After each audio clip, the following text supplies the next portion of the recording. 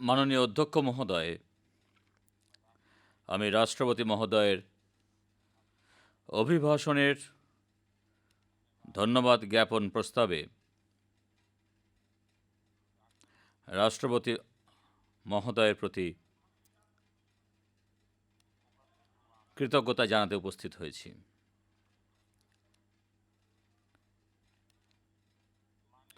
মাননীয় রাষ্ট্রপতি মহোদয়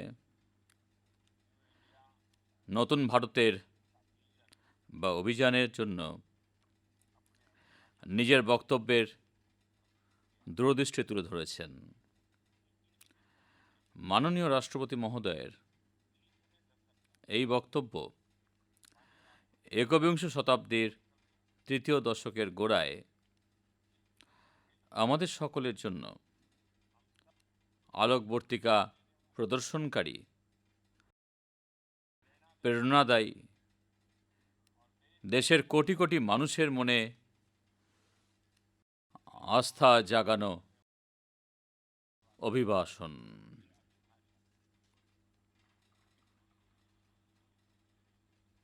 এই আলোচনায় সভার সকল অভিজ্ঞ সদস্যরাই নিজের নিজের বক্তব্য, তাদের ভাবনাকে খুব সুন্দরভাবে তুলে ধরেছেন। শিক্ষাকে সমৃদ্ধ করার জন্য প্রত্যেকেই নিজের মতো করে চেষ্টা করেছেন। শ্রীমান অভিনন্দন চৌধুরীজি, অধ্যাপক শ্রী সৌগত রায়জি, ডক্টর শশী থারুরজি, শ্রীমান ওবেসেজি, দানিশারিজি, রাম কৃপাল যাদবজি, শ্রীমতী প্রীতি চৌধুরীজি, শ্রী পিনাকি মিশ্রাজি, শ্রী অখিলেশ যাদবজি, বিনায়কজি রাউত, এরকম অনেক নাম রয়েছে, সবার নাম নিলে অনেক সময় লাগবে। কিন্তু আমি বলতে চাই যে প্রত্যেকেই নিজের নিজের বক্তব্যে তাদের ভাবনাকে খুব সুন্দরভাবে তুলে ধরেছেন। কিন্তু একটা প্রশ্ন উঠেছে যে সরকার এই কাজগুলো এত তাড়াহুড়ো করে কেন করছে? সব কাজ একসঙ্গে কেন করছে?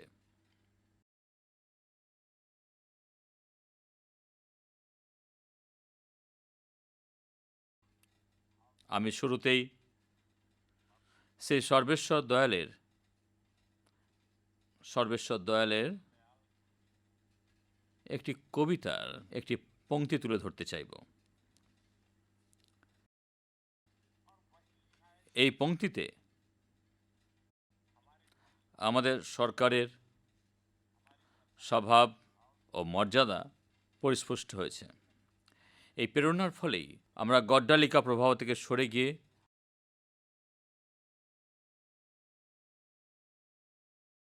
দ্রুত গতিতে এগিয়ে যাওয়ার লক্ষ্যে কাজ করে চলেছি।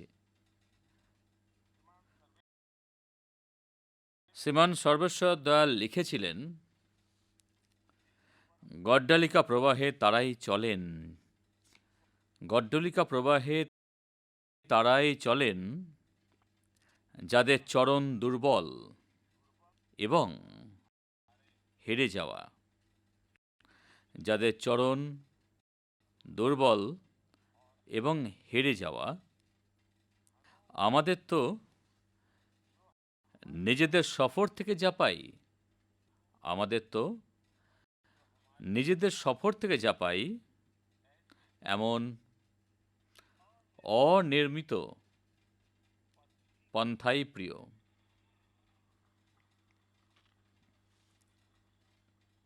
মাননীয় অধ্যক্ষ মহোদয়, ভারতের জনগণ এমনি সরকার বদলায়নি, তারা কর্মসংস্কৃতি বদলের প্রত্যাশা রেখেই পরিবর্তন এনেছেন। একটি নতুন দৃষ্টিকোণ থেকে নতুন ইচ্ছে নিয়ে এখানে আমাদের পরিষেবা প্রদানের সুযোগ এসেছে। কিন্তু আমরা যদি এখনো সেভাবেই চলি, যেভাবে আপনারা কাজ করতেন, যে পথে চলতে চলতে আপনাদের সেভাবে চলার অভ্যাস হয়ে গিয়েছিল, এভাবে চললে ৭০ বছর পরও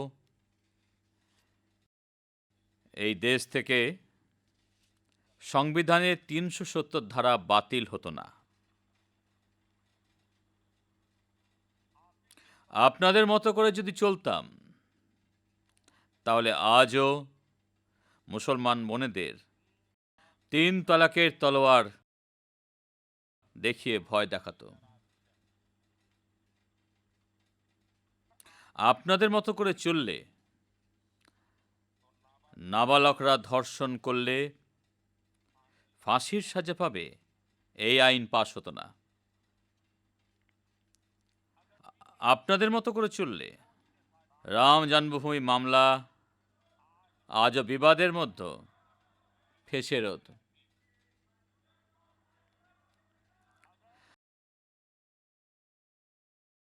আপনাদের ভাবনা নিয়ে চললে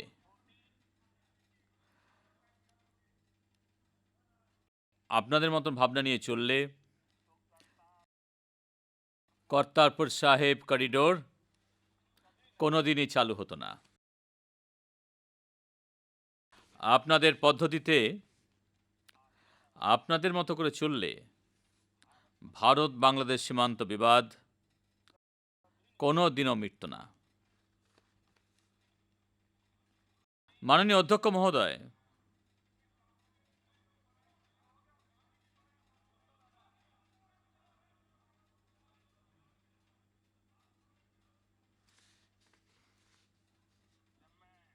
আমি যখন মাননীয় অধ্যক্ষ মহোদয়কে দেখি ও শুনি,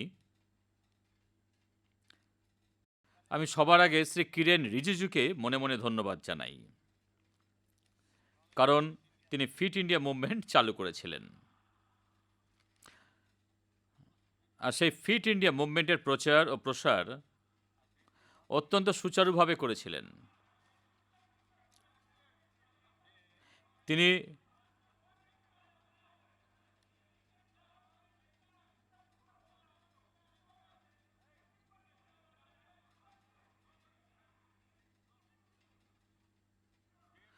তিনি যত ভালো বক্তব্য রাখেন, ততগুলো শরীর চর্চাও করেন।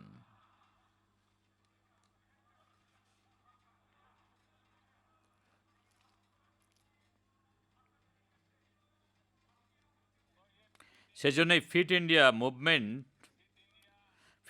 মুভমেন্ট শক্তিশালী করার জন্য, তার প্রচার ও প্রসারের জন্য আমি মাননীয় সদস্যকে ধন্যবাদ জানাই।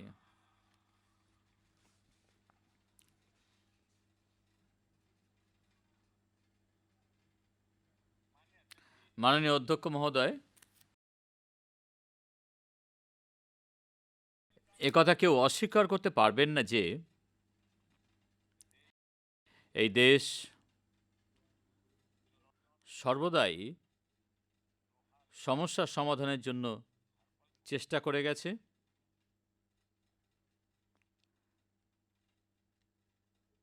কখনো কখনো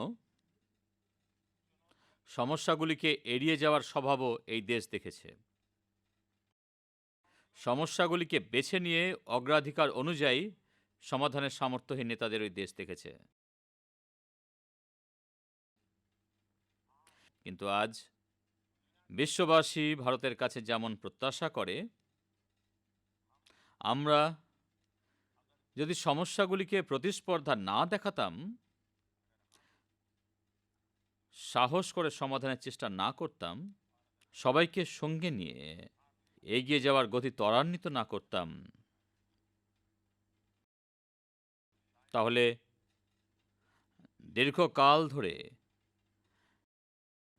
দেশকে অনেক সমস্যা জর্জরিত করে রাখত। মাননীয় অধ্যক্ষ মহোদয়, এরপরে যদি আমরা কংগ্রেসের পথে চলতাম,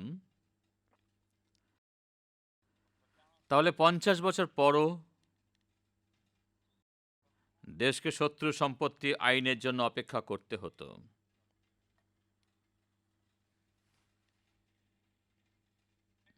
৩৫ বছর পরও অত্যাধুনিক যুদ্ধবিমানের জন্য অপেক্ষা করতে হতো। ২৮ বছর পরও বেনামি সম্পত্তি আইন চালু হতো না। ২০ বছর পরও চিফ অব ডিফেন্সের নিযুক্তি সম্ভব হতো না। মাননীয় অধ্যক্ষ মহোদয়, আমাদের সরকারের দ্রুত গতিতে কাজ করার কারণ হলো আমরা গড্ডালিকা প্রবাহে না চলে নতুন পথ বানিয়ে এগিয়ে যেতে চাই। সেজন্য আমরা একথা খুব ভালোভাবেই বুঝি যে স্বাধীনতার ৭০ বছর পর দেশবাসী আর দীর্ঘ প্রতীক্ষার জন্য প্রস্তুত নন, আর থাকা উচিত নয়। সেজন্য আমরা চেষ্টা করছি যে যাতে গতি বৃদ্ধির সাথে সাথে পরিমাণও বাড়ে, প্রত্যয়ের পাশাপাশি যথাযথ সিদ্ধান্ত গ্রহণের প্রবণতাও বাড়ে, সংবেদনশীলতার পাশাপাশি সমাধানও সুনিশ্চিত হয়।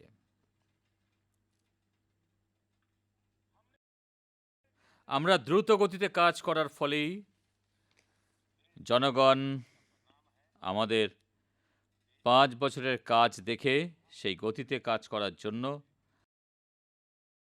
আমাদেরকে অধিক শক্তি প্রদান করে কাজ করার সুযোগ দিয়েছেন।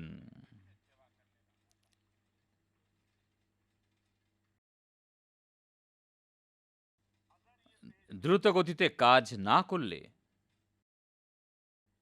এত কম সময়ে ৩৭ কোটি মানুষের ব্যাংক অ্যাকাউন্ট খুলত না। ১১ কোটি মানুষের বাড়িতে শৌচালয়ের কাজ সম্পূর্ণ হতো না।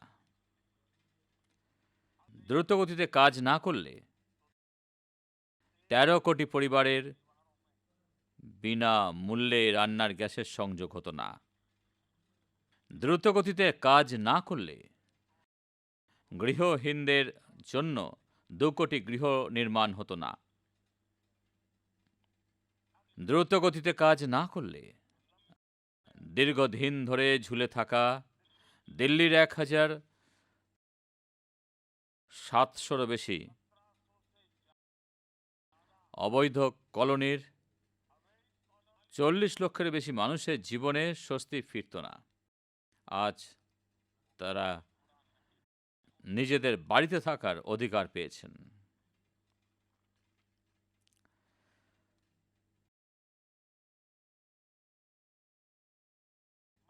মাননীয় অধ্যক্ষ মহোদয়, এখানে উত্তর পূর্বাঞ্চল নিয়েও অনেক আলোচনা হয়েছে।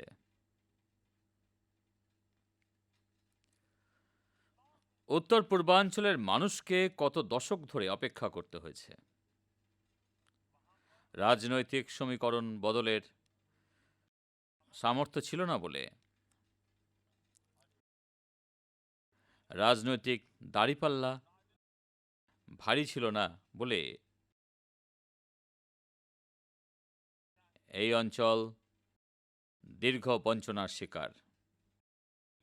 আমাদের জন্য উত্তর পূর্বাঞ্চল ভোটের দাঁড়িপাল্লায় মাপার ক্ষেত্র নয়। ভারতের ঐক্য ও সংহতি অক্ষুণ্ণ রাখার জন্য দূর দূরান্তে বসে থাকা ভারতীয় নাগরিকদের উন্নয়ন এবং তাদের সামর্থ্য ভারতের উন্নয়নে যথাযথ কাজে লাগানোর জন্য আমরা কাজ করেছি। তাদের শক্তিকে সংযত করে শ্রদ্ধার সঙ্গে প্রত্যেক নাগরিকের মনে আস্থা বৃদ্ধির কাজ করেছি। গত ৫ বছরে উত্তর পূর্বাঞ্চলে অনেক পরিবর্তন এসেছে। এতদিন যাদের মনে হতো দিল্লি অনেক দূর, আজ দিল্লি তাদের দরজায় এসে উপস্থিত হয়েছে। লাগাতার কেন্দ্রীয় মন্ত্রীরা প্রতিনিয়ত এই অঞ্চল সফর করেছেন, রাতের পর রাত সেখানে থাকছেন। টিয়ার 2, টিয়ার 3 শহরগুলি এবং ছোট, ছোট এলাকায় গিয়ে সেখানকার মানুষের সঙ্গে আলাপ আলোচনার মাধ্যমে তাদের সমস্যা সমাধানের মাধ্যমে তাদের আস্থা অর্জন করছে। এবং একবিংশ শতাব্দীর উপযোগী নাগরিক পরিষেবা, বিদ্যুৎ থেকে শুরু করে ব্রডগেজ রেল, বিমানবন্দর থেকে শুরু করে মোবাইল যোগাযোগ ব্যবস্থা, আধুনিকীকরণের চেষ্টা আমরা করে গেছি। এই অবস্থার পরিণাম বর্তমান সরকারের আমলে দেখা যাচ্ছে। এখানে একজন বড় সমস্যার কথা তুলে ধরেছেন। বলা হয়েছে এই ধরনের পদক্ষেপ প্রথমবার নেওয়া হয়েছে, কিন্তু আমরা এটা করতে পারিনি। তিনি ঠিকই বলেছেন, কিন্তু যাই হয়েছে সবটাই রাজনৈতিক দাঁড়িপাল্লায় মাপজোক করে করা হয়েছে। যাই হয়েছে অর্ধেক মন নিয়ে করা হয়েছে। যাই হয়েছে শূন্যস্থান পূরণের জন্য জমা করা হয়েছে। সেজন্য চুক্তি অনেক সম্পাদিত হয়েছে, খবরের কাগজে ছবিও ছাপা হয়েছে, অনেক প্রশংসা পেয়েছেন। অত্যন্ত গর্বের সঙ্গে সেসব কথা আজও বলেছেন। কিন্তু স্বাধীনতার এত বছর পরও কাগজে কলমে বড় সমস্যার সমাধানের চুক্তি সম্পাদিত হয়নি। ইতিমধ্যে 4,000-এর বেশি নির্দোষ মানুষের প্রাণহানি হয়েছে। ফলে অনেক ধরনের রোগ, যা বড় সমাজ জীবনকে সংকটগ্রস্ত করে তুলেছে, এখন যে চুক্তি হলো তা একভাবে উত্তর পূর্বাঞ্চলের জন্য তো বটেই, দেশের মানুষের, সাধারণ মানুষের জন্য সুবিচারের বার্তা প্রদানকারীরও ঘটনা। এটা ঠিক যে আমরা নিজেদের কৃতিত্বের কথা বারবার ফলাও করে প্রচার করার চেষ্টা করি না, কিন্তু আমরা পরিশ্রম করব, চেষ্টা করে যাব। কিন্তু এই চুক্তির একটি বৈশিষ্ট্য রয়েছে, সকল সশস্ত্র গোষ্ঠী একসঙ্গে আত্মসমর্পণ করেছে, সকল আত্মগোপনকারী আত্মসমর্পণ করেছেন। দ্বিতীয়ত, ওই সকল চুক্তিপত্রে লিখেছেন, এরপর বড় আন্দোলনের সব দাবি মেনে নেওয়া হয়েছে, আর কিছু বাকি নেই। ভারতে সবার আগে পূর্বাঞ্চলেই সূর্যোদয় হয়, কিন্তু এতদিন এখানে নতুন সকাল আসতো না। সূর্য তো উঠত ঠিকই, কিন্তু অন্ধকার দূর হতো না। আজ আমি বলতে পারি যে আজ নতুন সকাল এসেছে, নতুন সূর্যোদয় হয়েছে। আপনারা নিজেদের চশমা বদলালে তবেই আলো দেখতে পাবেন।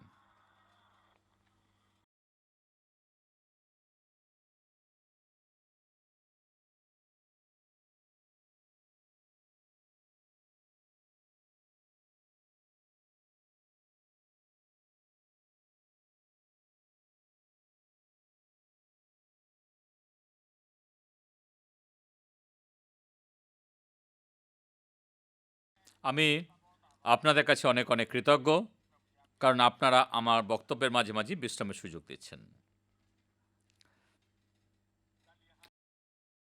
গতকাল এখানে স্বামী বিবেকানন্দের কাঁধে বন্দুক ভাঙা হয়েছে।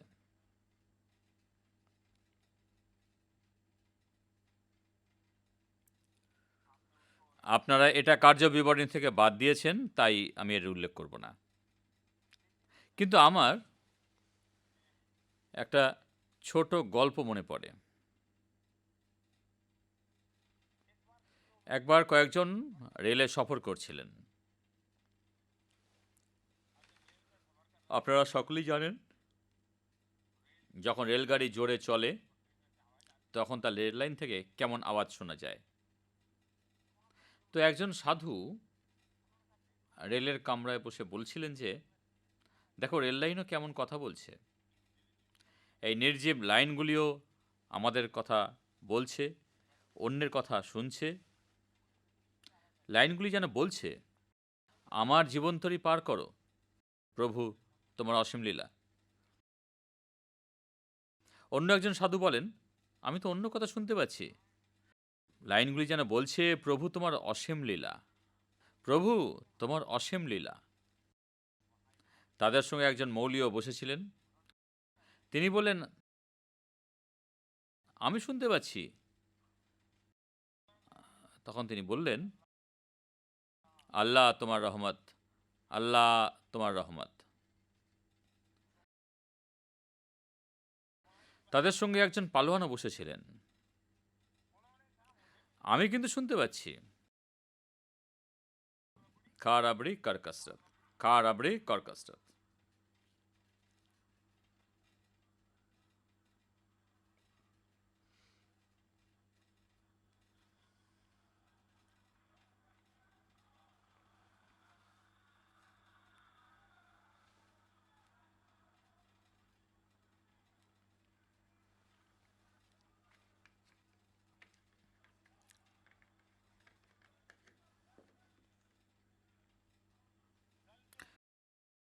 গতকাল বিবেকানন্দের নামে যা বলা হয়েছে,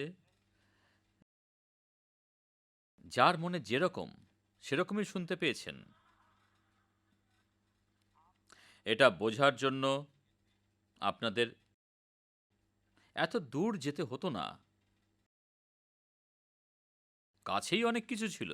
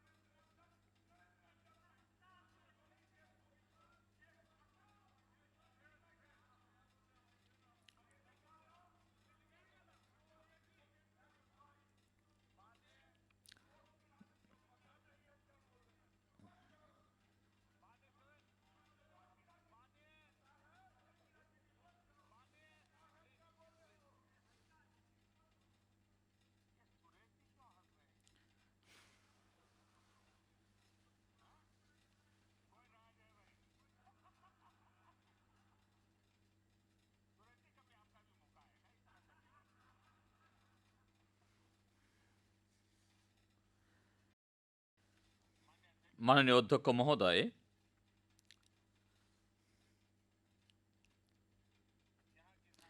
আমার কৃষকদের নিয়েও কিছু কথা হয়েছে। মাননীয় রাষ্ট্রপতি মহোদয়ও তার অভিভাষণে উল্লেখ করেছেন যে বিগত দিনগুলিতে অনেক কাজ, অনেক নতুন ভাবনা নিয়ে নতুন পদ্ধতিতে করা হয়েছে। কিন্তু এখানে একটু অন্যভাবে চেষ্টা হয়েছে। জানি না অজ্ঞানবশতা নাকি এসব কথা বলা হয়েছে। কারণ কিছু বিষয় এমন রয়েছে যেগুলি জানলেও আমরা এভাবে বলতাম না। আমরা জানি যে ১.৫ গুণ করতে হলে আলাদা করে করতে হয়। দীর্ঘকাল ধরে যে আটকে ছিল, আমাদের শাসনকালের আগে থেকে ঝুলেছিল। কিন্তু কৃষকদের প্রতি আমাদের দায়িত্ব রয়েছে, যেগুলি আমরা বাস্তবায়িত করেছি। আমি অবাক, অনেক সেচ প্রকল্প এবং সড়ক নির্মাণ প্রকল্প প্রায় ২০ বছর আগে শুরু হয়েও ৮০-৯০% কাজ বাকি ছিল। এ নিয়ে কেউ প্রশ্ন করার কেউ ছিলেন না। এরকম ৯৯টি বৃহৎ প্রকল্প বাস্তবায়নের সাক্ষী হতে হয়েছে আমাদের। ১,০০,০০০ কোটি টাকার বেশি খরচ করে সেগুলিকে যুক্তিযুক্তভাবে বাস্তবায়িত করেছি। এখন কৃষকরা উপকৃত হচ্ছেন।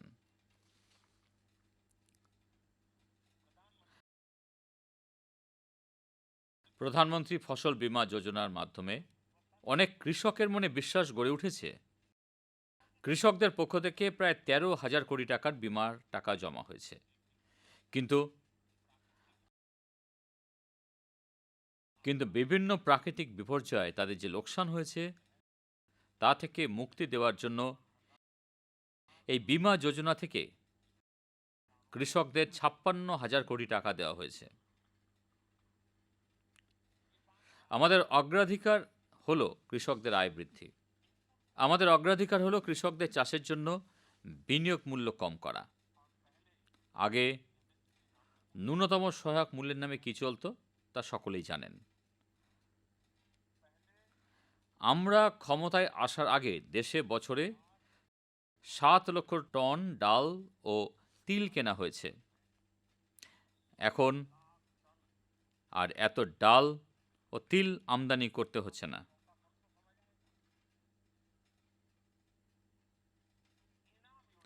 ইনাম যোজনার মাধ্যমে আজকের কৃষক নিজেদের মোবাইল ফোনে তার উৎপাদিত ফসলের বাজার দর কোথায় কত তা জানতে পারছেন।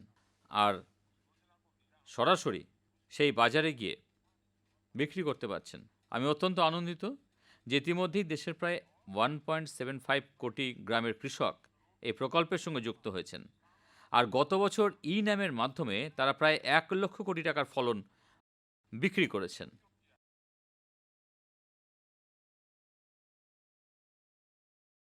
আমাদের কৃষকদের চিন্তাভাবনার প্রসার ঘটাতে কৃষির পাশাপাশি পশুপালন, মৎস্য চাষ এবং মুরগি পালনের মতো অনেক উদ্যোগ লাভদায়ক হয়েছে।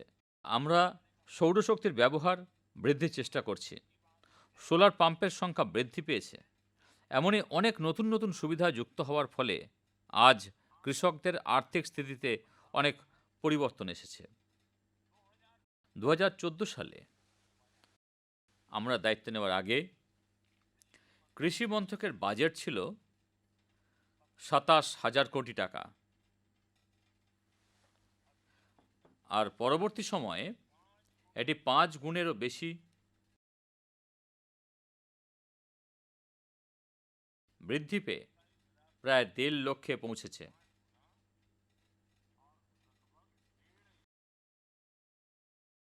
এবং পিএম কিষাণ সম্মান যোজনার মাধ্যমে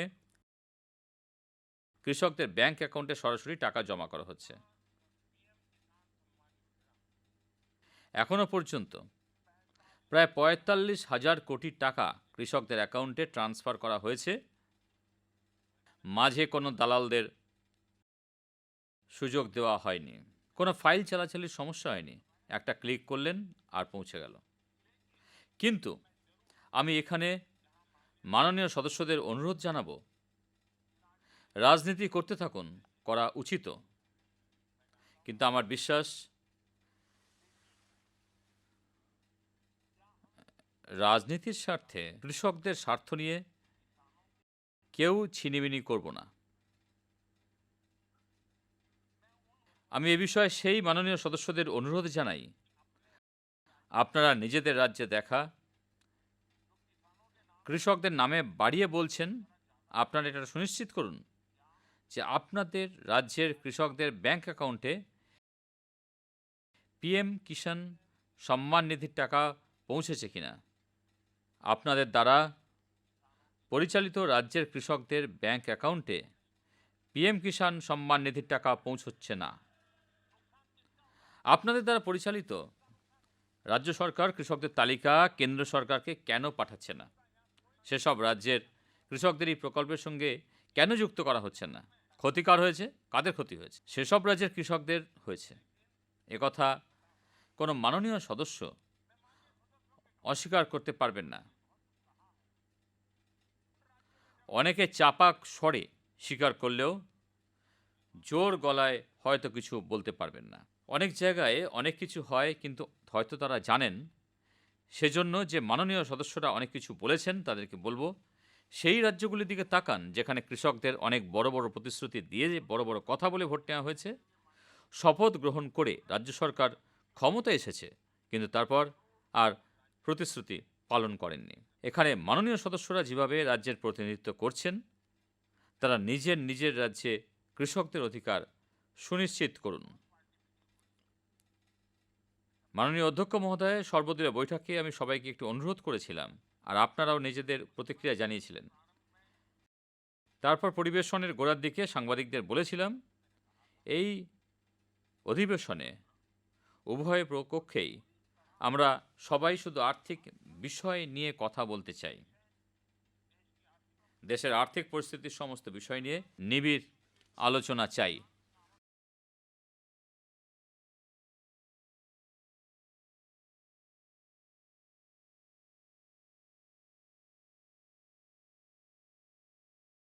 সংসদের উভয় কক্ষে সরকার পক্ষ এবং বিরোধী পক্ষের সমবেত সামর্থ্য, সমবেত প্রতিভার সমাহারে দেশে ও বিশ্বে আজ যে আর্থিক পরিস্থিতি, সেই পরিপ্রেক্ষিতে ভারতের কি পদক্ষেপ নেওয়া উচিত, কোন লক্ষ্য স্থির করে এগোলে আমার লাভ হবে। আমি চাই যে এখনো সময় আছে। আপনারা অধিবেশনের বাকি সময়টা ব্যবহার করুন, নিবিড়ভাবে আলোচনা করুন, ব্যাপক চর্চা করুন, নতুন নতুন উপদেশ দিন, যাতে ভারত বিশ্বে উদ্ভূত সমস্ত সুযোগের সদ্ব্যবহার করে পূর্ণ শক্তিতে এগিয়ে যেতে পারি। আমি আপনাদের সবাইকে আহ্বান জানাই। আমি মনে করি আর্থিক বিষয়ে গুরুত্বপূর্ণ আলোচনা করা আমাদের সকলেরই মিলিত দায়িত্ব।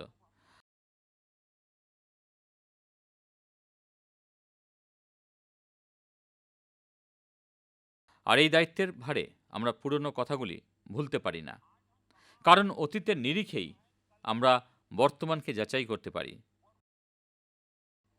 একথা সত্যি। আমাদের মাননীয় সদস্যরা প্রশ্ন করবেন, কিন্তু এটা কেন হয়নি, কবে হবে, কিভাবে হবে, কতদিনের মধ্যে হবে। আপনাদের এই দুশ্চিন্তা, অনেকে ভাবেন আপনারা সমালোচনা করছেন, কিন্তু তা মনে করি না। আপনারা সমালোচনা করলে আমি খুশি হই। আপনারা আমাকে ঠিক চিনেছেন। আপনারা বিশ্বাস করেন করলে মোদিই করবে।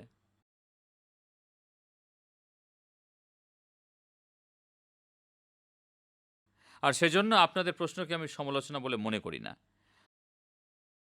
প্রেরণা বলে মনে করি। আর সেজন্য আমি এই প্রশ্নগুলিকে স্বাগত জানাই, বাস্তবকে স্বীকার করার চেষ্টা করি। আর সেজন্য যতজন প্রশ্ন তুলেছেন, আমি বিশেষভাবে তাদের সকলকে ধন্যবাদ জানাই।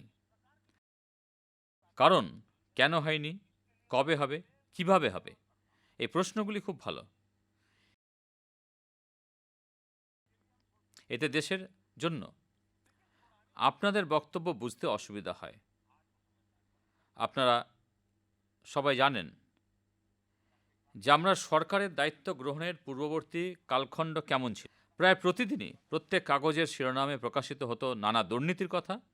সংসদেও দুর্নীতি নিয়ে তুলকালাম হতো। আমি আপনাদের কাছে কৃতজ্ঞ। দুর্বল পরিকাঠামো ও নীতিকে ভুলতে পারেন, আর বাঁদরের পিঠে ভাগের মতো সম্পদ বন্টন, হে ঈশ্বর, কি করে রেখেছিলেন এমন পরিস্থিতি থেকে দেশকে বের করে আনতে এবং সুদূরপ্রসারী উন্নয়নের লক্ষ্য নিয়ে সুনির্দিষ্ট লক্ষ্যে এগিয়ে যাওয়ার চেষ্টা করেছি। আমি বিশ্বাস করি এর পরিণামেই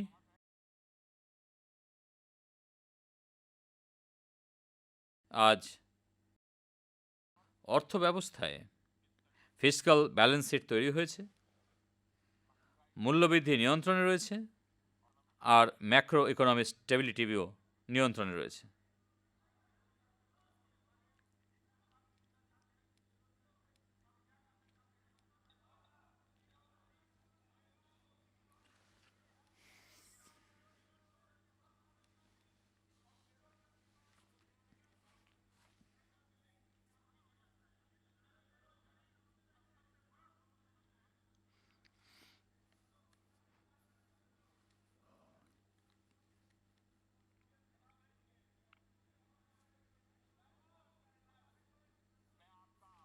আমি আপনাদের কাছে কৃতজ্ঞ, কারণ আপনারা আমার ওপর আস্থা রেখেছেন। এ কাজও আমরাই করব। হ্যাঁ, একটা কাজ করব না, হতে দেব না। তা হলো আপনাদের বেকারত্ব দূর হতে দেব না।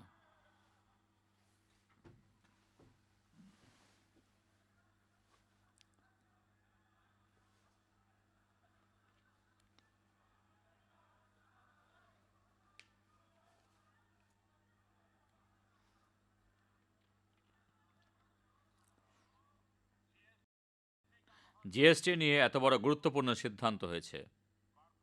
কর্পোরেট কর হ্রাস করা থেকে শুরু করে আইটিবিসি চালু করা, প্রত্যক্ষ বিদেশি বিনিয়োগকে আরও উদারীকরণ, ব্যাংকগুলির বিলগ্নীকরণ পর্যন্ত প্রতিটি পদক্ষেপ ছিল সময়ের দাবি। বিদেশি বিনিয়োগকারীকে আরও উদারীকরণ, ব্যাংকগুলিকে বিলগ্নীকরণ পর্যন্ত প্রতিটি পদক্ষেপ সময়ের দাবি পূরণ। অর্থনীতির সুদূরপ্রসারী সুফল পেতে আমাদের সরকার এই প্রয়োজনীয় পদক্ষেপ নিয়েছে। আমরা এর সুফল এখনই অনুভব করছি। সেজন্য ভবিষ্যতেও আরও এ ধরনের পদক্ষেপ নেওয়া হবে। এই সংস্কারগুলি ছিল বহু আকাঙ্ক্ষিত। আপনাদের সঙ্গে যে পণ্ডিত অর্থনীতিবিদরা রয়েছেন, তারা এই ধরনের পরিবর্তন চাইছেন, কিন্তু করে উঠতে পারেননি।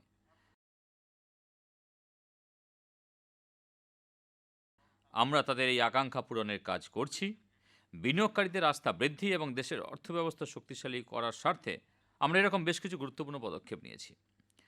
2019 সালের জানুয়ারি মাস থেকে 2020 মধ্যে 6 বার জিএসটির রাজস্ব 1 লক্ষ কোটি টাকারও বেশি সংগৃহীত হয়েছে।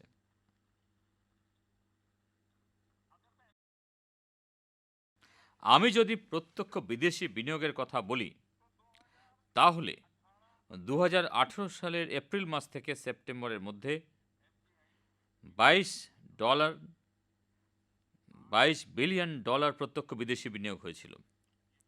এখনও পর্যন্ত প্রত্যক্ষ বিদেশি বিনিয়োগের পরিমাণ $26 বিলিয়ন অতিক্রম করেছে।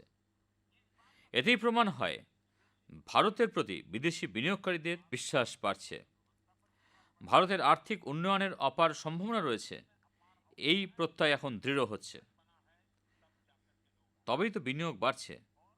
আমাদের বিরুদ্ধে অনেক গুজব রটানো সত্ত্বেও যে বিদেশি বিনিয়োগ বৃদ্ধি পাচ্ছে, এটা অনেক বড় কথা। আমাদের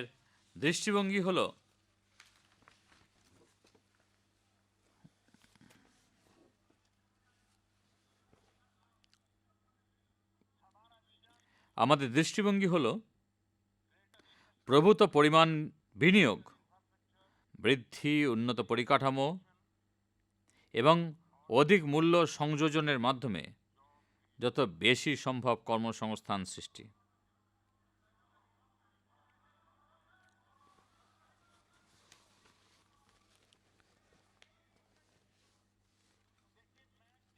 দেখুন, আমি কৃষকদের কাছ থেকে অনেক কিছু শিখি। কৃষকরা প্রখর গ্রীষ্মে খেতে হাল চালিয়ে অপেক্ষা করেন। তারা তখনই বীজ বপন করেন না। সঠিক সময়ে বীজ বপন করা হয়। বিগত 10 মিনিট ধরে যা চলছে তা আমার হাল চাষ। সরাসরি আপনাদের মস্তিষ্কে স্থান তৈরি হচ্ছে। এখন একটু একটু করে বীজ বপন করব।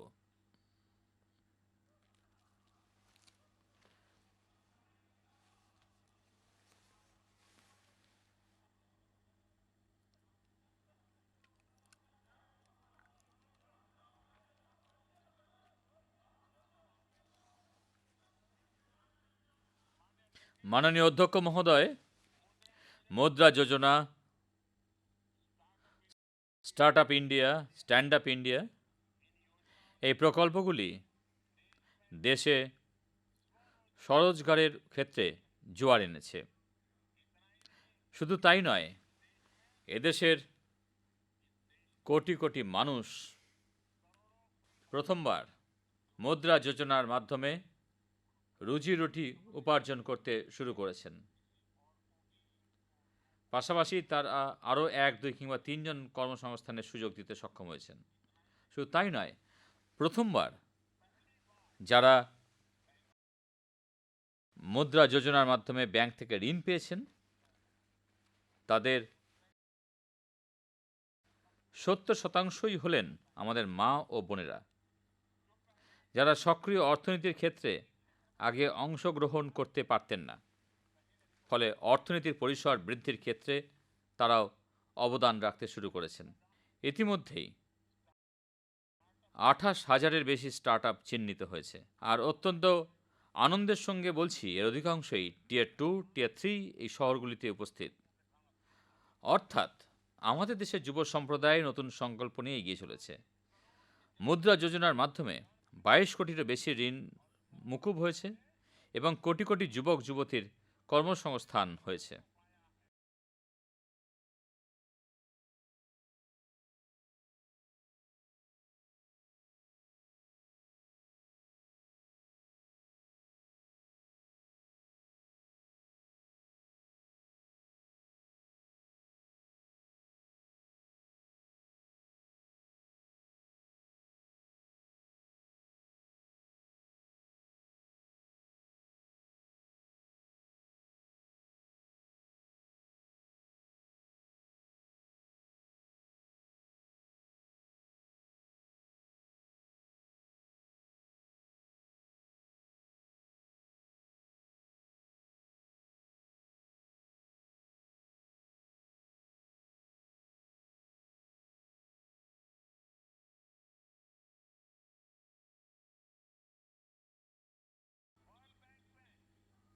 আজ বিশ্বব্যাংকের ডেটা অন এন্টারপ্রেনিয়ার্স তালিকায় ভারত ইতিমধ্যেই বিশ্বের ৩য় স্থানে পৌঁছে গেছে।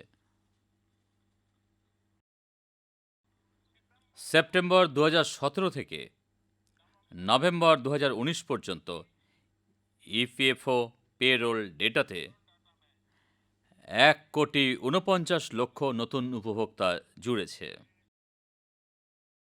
কর্মসংস্থান না হলে, কর্মীরা টাকা জমা না করলে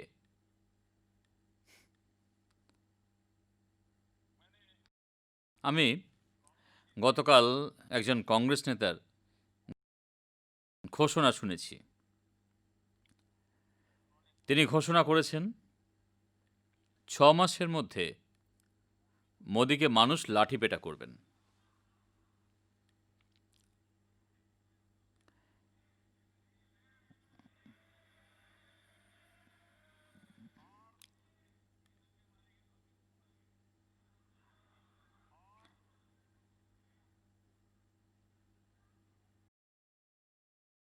এটা অত্যন্ত কঠিন কাজ।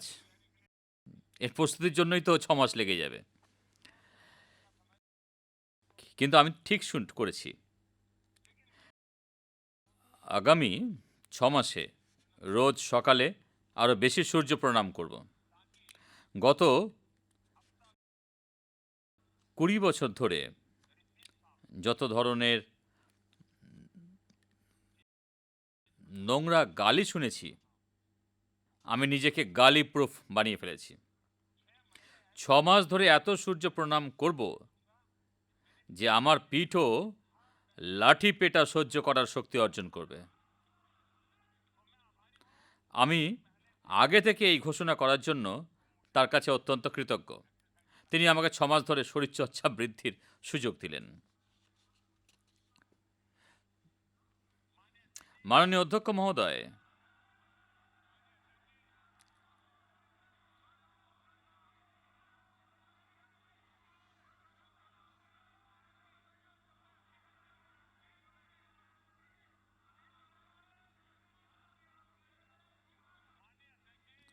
মাননীয় অধ্যক্ষ মহোদয়, মাননীয় অধ্যক্ষ মহোদয়,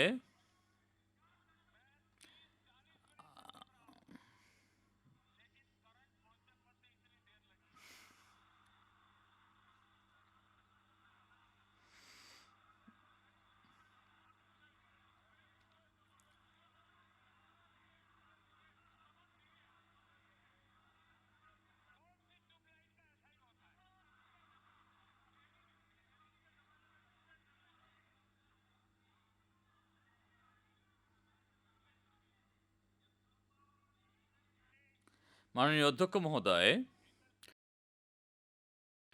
ইন্ডাস্ট্রি 4.0 আর ডিজিটাল অর্থনীতি কোটি কোটি নতুন কর্মসংস্থানের সুযোগ খুলে দিচ্ছে।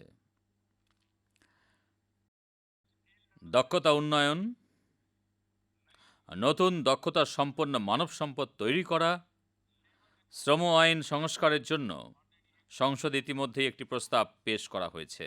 আরও কিছু প্রস্তাব রয়েছে। আমার দৃঢ় বিশ্বাস যে এই সভা সেগুলিকে গুরুত্ব দেবে, যাতে দেশে কর্মসংস্থান সুযোগ সৃষ্টিতে কোনো সমস্যা না হয়। আমরা বিগত শতাব্দীর ভাবনা নিয়ে এগিয়ে যেতে পারি না। আমাদের পরিবর্তিত আন্তর্জাতিক পরিস্থিতিতে নতুন ভাবনায় সমৃদ্ধ এ ধরনের অনেক পরিবর্তনের জন্য এগিয়ে আসতে হবে।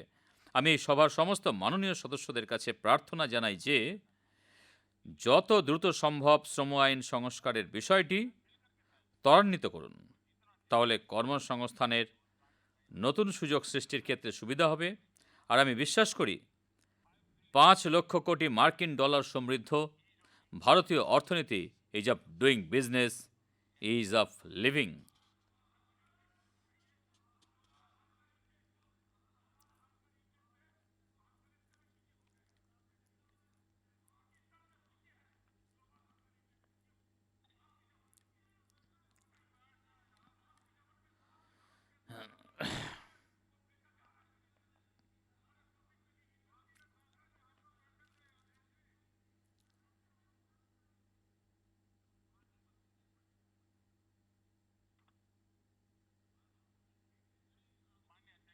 মাননীয় অধ্যক্ষ মহোদয়, একথা সত্যি যে আমরা আগামী দিনে 16 কোটির পরিকাঠামো মিশন নিয়ে এগিয়ে চলেছি। কিন্তু আমাদের বিগত কার্যকালে আপনারা হয়তো দেখেছেন, দেশের অর্থনীতিকে শক্তিশালী করতে আমরা পরিকাঠামোকে অনেক বেশি গুরুত্ব দিয়েছি। পরিকাঠামো হলো অর্থনীতির মূল চালিকা শক্তি। এটি যত শক্তিশালী হবে, অর্থনীতির ভিতকে মজবুত করে, নতুন নতুন শিল্পোদ্যোগ গড়ে উঠবে, অনেক বেশি কর্মসংস্থান সৃষ্টি হবে। সেজন্য আমরা পরিকাঠামো উন্নয়নকে ত্বরান্বিত করেছি। আগে পরিকাঠামো মানেই ছিল সিমেন্ট আর কংক্রিটের গল্প, আর দরপত্র আহ্বানের প্রক্রিয়া, আর দালালদের রমরমা। সেজন্য পরিকাঠামো শব্দটির সঙ্গে দুর্নীতি ওতপ্রোতভাবে জড়িত। আজ আমরা একবিংশ শতাব্দীর আধুনিক ভারত নির্মাণের জন্য যে পরিকাঠামো গড়ে তুলছি, সেখানে স্বচ্ছতাই মূল অবলম্বন। আর আমাদের জন্য পরিকাঠামো শুধুই সিমেন্ট আর কংক্রিটের খেলা নয়। আমার জন্য পরিকাঠামো হলো দেশের ভবিষ্যৎ নির্মাণের ভিত্তি। কার্গিল থেকে কন্যাকুমারী এবং কচ্ছ থেকে কোহিমাকে এক সূত্রে গেঁথে রাখার শক্তি পরিকাঠামোর মধ্যে রয়েছে। প্রত্যাশার সঙ্গে বাস্তবায়নের মেলবন্ধন ঘটায় এই পরিকাঠামো। জনগণের স্বপ্নে ডানা জুড়তে, সৃষ্টিশীলতার সঙ্গে ভোক্তাকে জুড়তে,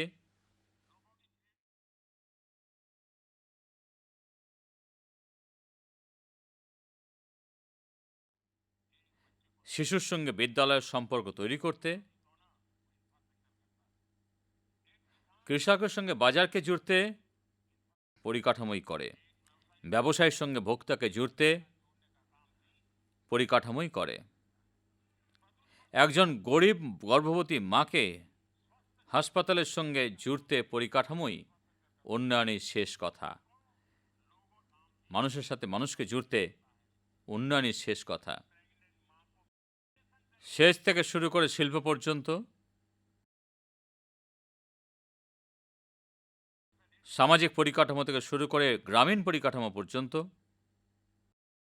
সড়ক থেকে শুরু করে সমুদ্র বন্দর পর্যন্ত, আকাশপথ থেকে শুরু করে জলপথ পর্যন্ত আমরা এমন অনেক উদ্যোগ নিয়েছি যা দেশবাসী গত 5 বছর ধরে প্রত্যক্ষ করেছেন। আর মানুষ যে দেখেছেন, এটাও তাদের কাছে পৌঁছে দিয়েছি আমাদের উন্নত পরিকাঠামো।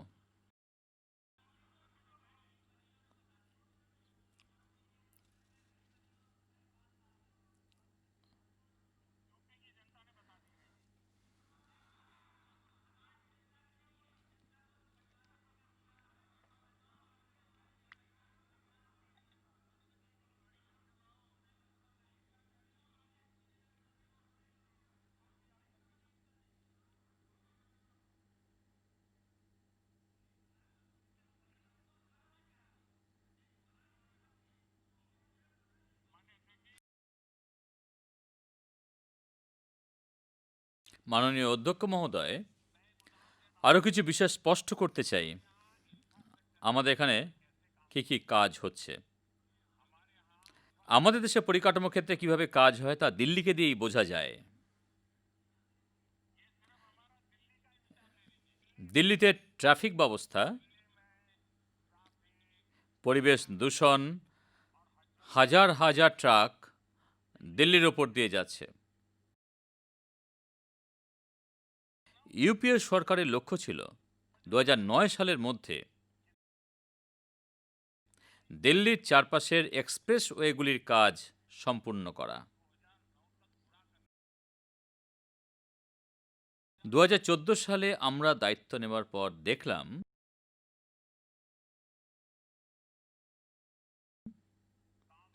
ওই প্রকল্পের কাজ তখনও ফাইলবন্দি রয়েছে। অবশেষে আমরা 2014 সালে এই অসম্পূর্ণ পেরিফেরাল এক্সপ্রেসওয়ের কাজ শুরু করি এবং দ্রুততার সঙ্গে তা সম্পূর্ণ করা হয়। এখন প্রতিদিন 40,000-এর বেশি ট্রাক দিল্লিতে না ঢুকে সরাসরি ওই এক্সপ্রেসওয়ে দিয়ে দেশের এক প্রান্ত থেকে আরেক প্রান্তে চলে যাচ্ছে।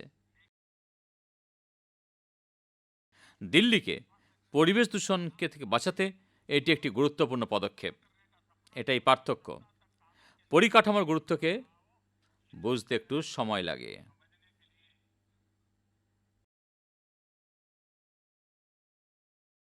মাননীয় অধ্যক্ষ মহোদয়, আরও কিছু বিষয় স্পষ্ট করতে চাই। শশী থারুরজি, আমি ভুল কিছু বললে ক্ষমা করবেন। এখনো কেউ সংবিধানকে বাঁচানোর প্রসঙ্গ তুলেছেন। আমি তাদের সঙ্গে সহমত। কংগ্রেস দলের উচিত মন্ত্রের মতো সংবিধান বাঁচানোর কথা দিনে অন্তত 100 বার উচ্চারণ করেন। তারা যদি সংবিধানের গুরুত্ব বুঝতেন তাহলে আমাদের সংবিধান বাঁচানোর কথা নিয়ে এত ছিনিমিনি খেলতেন না।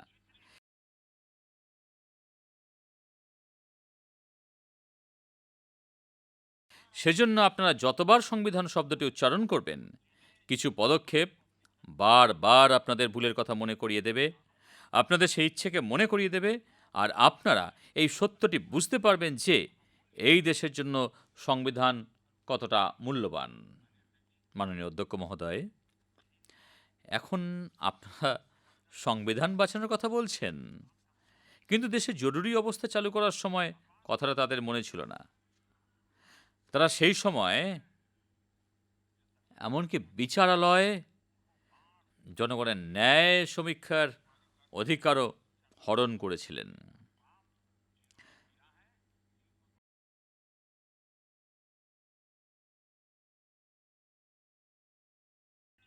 যারা মানুষের বেঁচে থাকার অধিকার ছিনিয়ে নেওয়ার চেষ্টা করেছিলেন, 1 ডজনের বেশিবার বিভিন্ন রাজ্যে নির্বাচিত সরকার ফেলে দিয়েছেন।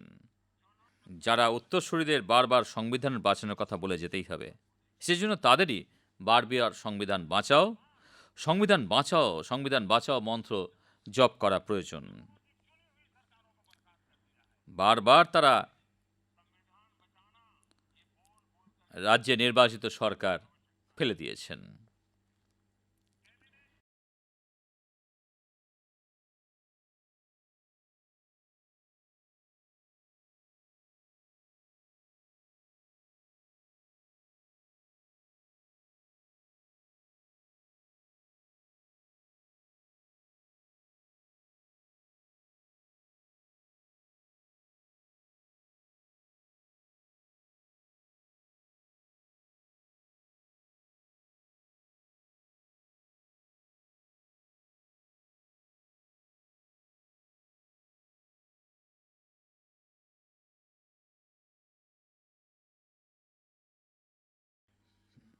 পিএম এবং পিএমও, পিএম এবং পিএমওর ওপর ন্যাশনাল অ্যাডভাইজারি কাউন্সিল এর মাধ্যমে রিমোট কন্ট্রোলের সরকার পরিচালনাকারীদের সংবিধানে গুরুত্ব বোঝানোর প্রয়োজন রয়েছে।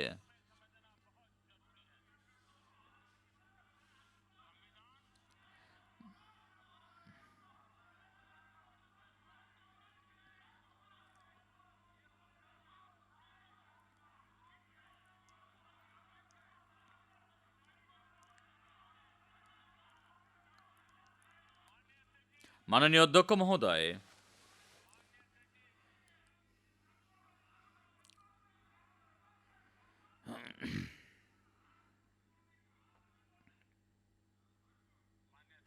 মাননীয় অধ্যক্ষ মহোদয়,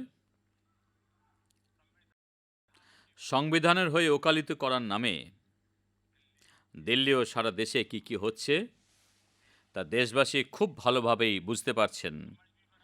সাধারণ মানুষের নীরবতাও একদিন সাকার হয়ে উঠবে। সর্বোচ্চ আদালত ও সংবিধানের প্রতি আনুগত্য গণতন্ত্রের গুরুত্বপূর্ণ শর্ত। দেশের সর্বোচ্চ আদালত বারবার বলেছে যে আন্দোলন এমন হওয়া উচিত নয় যাতে সাধারণ মানুষের অসুবিধা হয়। আন্দোলন এমন হওয়া উচিত নয় যা হিংসার আশ্রয় নেয়।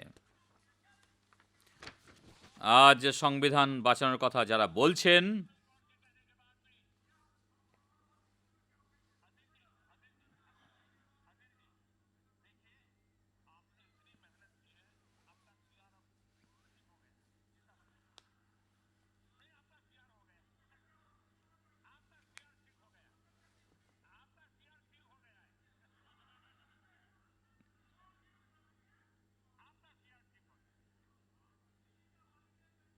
সংবিধান বাঁচানোর কথা যারা বলছেন, সেই বামপন্থী ও কংগ্রেস নেতারাই ভোট ব্যাংকের রাজনীতি করার জন্য আন্দোলনকারীদের ইন্ধন যোগাচ্ছেন।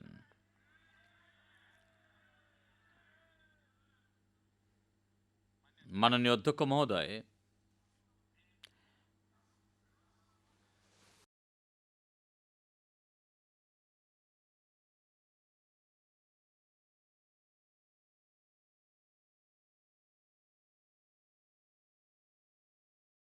একজন কবি বলেছিলেন, এতই পর্দা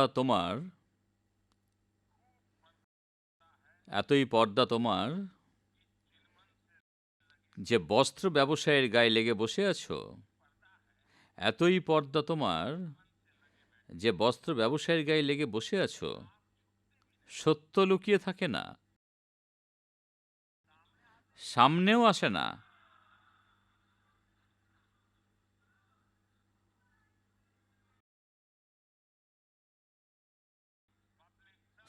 পাবলিক সব জানে, সব বোঝে।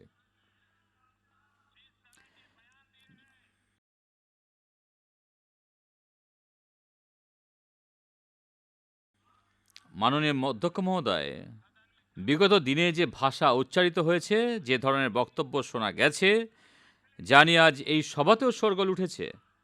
বড় বড় নেতারা যেভাবে জড়িয়ে পড়েছেন তা অত্যন্ত দুঃখের।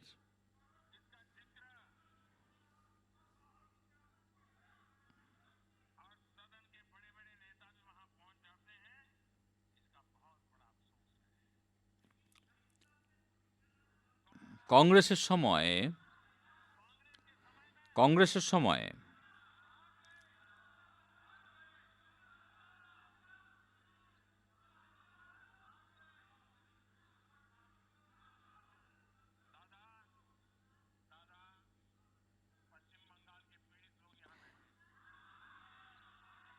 পশ্চিমবঙ্গের পীড়িত মানুষের এখানে বসে আছেন, তারা যদি এখানে মুখ খোলেন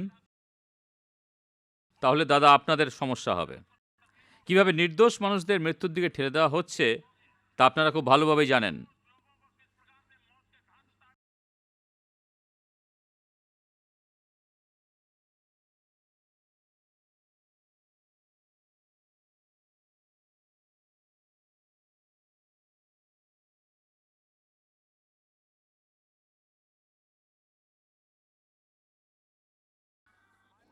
মাননীয় অধ্যক্ষ মহোদয়, কংগ্রেসের সময় সংবিধানের কি অবস্থা ছিল জনগণের অধিকার কতটা সুরক্ষিত ছিল তা আমি তাদেরকে জিজ্ঞাসা করতে চাই। আমরা যেমন মনে করি, আপনাদের কাছেও যদি সংবিধান এতটাই গুরুত্বপূর্ণ হয়, তাহলে এত বছর ধরে জম্মু কাশ্মীরে ভারতের সংবিধান চালু করতে আপনাদের কে মানা করেছিল? আমার জম্মু ও কাশ্মীরের ভাই বোনেদের ভারতের সংবিধানে প্রদত্ত অধিকারগুলি থেকে বঞ্চিত রাখার পাপ কারা করেছেন? আর শশীজি, আপনি তো জম্মু কাশ্মীরের জামাই ছিলেন। আর ওই রাজ্যের মেয়েদের কথা যদি ভাবতেন, তাহলে আপনিও নিশ্চয়ই ওই রাজ্যে ভারতের সংবিধান চালু করার কথা বলতেন। এই কারণে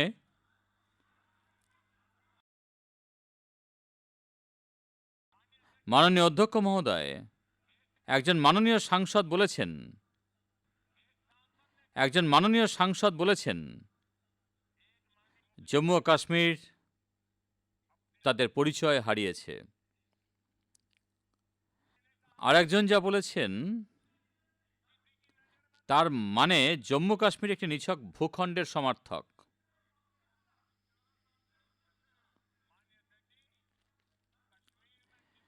কাশ্মীরকে যারা নিছক এই ভূখণ্ড হিসেবে দেখেন, তারা এই দেশ সম্পর্কে কিছুই জানেন না। তার নিজেদেরকে বৌদ্ধিক দারিদ্র্যের পরিচয় দেন। কাশ্মীর হল ভারতের মুকুটমণি।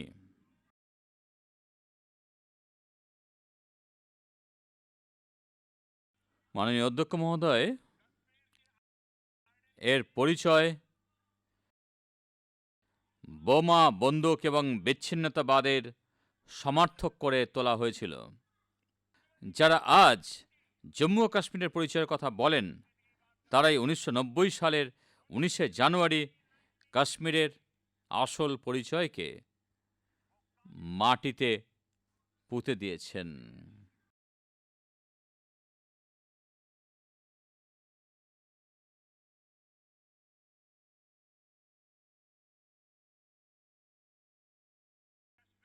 কাশ্মীরের আসল পরিচয় হল সুফি পরম্পরা। কাশ্মীরের আসল পরিচিতি হল সর্বধর্ম সমভাব। এই পরিচয়ের প্রতিনিধি হলেন মা লালদের, নন্দ ঋষি, সৈয়দ বুলবুল শাহ ও মীর সৈয়দ আলী হামদানিরা। এরা কাশ্মীরের পরিচিতি। মাননীয় অধ্যক্ষ মহোদয়, অনেকে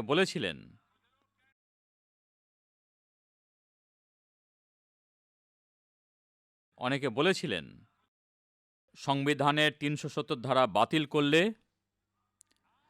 আগুন জ্বলবে। তারা কত বড় ভবিষ্যৎ বক্তা! আজও যারা কথা বলছেন, তাদেরকে বলতে চাই, সেই ভবিষ্যৎ দ্রষ্টারা এখন জেলে রয়েছেন। আর এই সভাকক্ষে যারা বসে আছেন, তাদেরকে বলতে চাই, এই সভা সংবিধানের রক্ষা করে, সংবিধানের প্রতি সমর্পিত, সংবিধানের গৌরব বৃদ্ধি করে, সংবিধানের প্রতি দায়িত্ব পালনকারী সদস্যে পরিপূর্ণ এই সভাকক্ষ। আমি সমস্ত মাননীয় সদস্যদের অন্তরাত্মাকে স্পর্শ করতে চাই, যদি তাদের অন্তরাত্মা থাকে।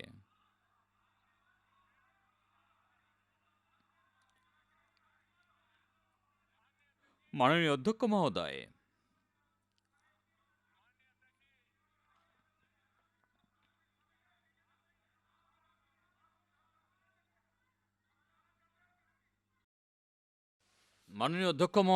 গত বছর 5ই অগস্টে মেহবুবা মুফতি মহোদয় কি বলেছিলেন, তা আমি সংবিধানের প্রতি সমর্পিত মানুষদের শোনাতে চাই। তিনি বলেছিলেন, ভারত নে, কথাটা ভালো করে শুনুন, ভারত নে কাশ্মীরের সাথে ধোঁকা দিয়েছে। আমরা যে দেশে থাকার সিদ্ধান্ত নিয়েছিলাম সেই দেশ আমাদের ধোঁকা দিয়েছে। এখন মনে হচ্ছে আমরা 1947 সালে ভুল দেশ বেছেছিলাম।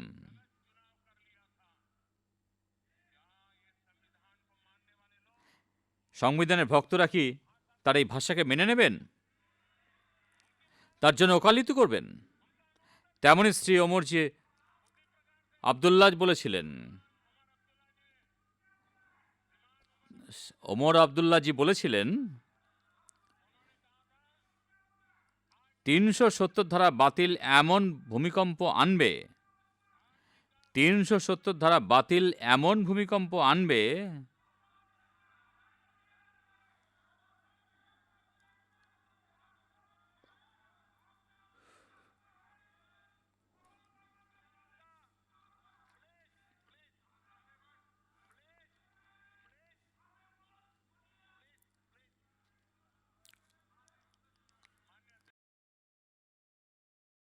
মাননীয় অধ্যক্ষজি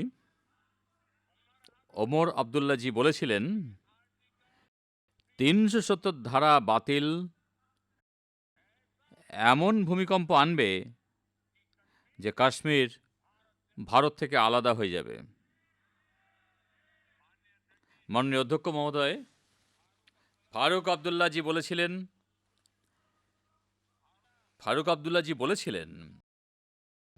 370 ধারা বাতিল করা কাশ্মীরের জনগণের স্বাধীনতার পথ প্রশস্ত করা। 370 ধারা বাতিল হলে কাশ্মীরে ভারতের তেরঙ্গা উত্তোলনের জন্য কেউ বাঁচবে না। ভারতের সংবিধানের প্রতি সমর্পিত কোনো ব্যক্তি কি এই ভাষা ভাবনাকে স্বীকার করতে পারেন? তার কি এই বক্তব্যের সঙ্গে সহমত? আমি এই প্রশ্নগুলো তাদেরকে করছি যাদের অন্তরাত্মা জাগ্রত। মাননীয় অধ্যক্ষ মহোদয়, এরা তারাই যারা কাশ্মীরের জনগণের প্রতি যাদের আস্থা নেই।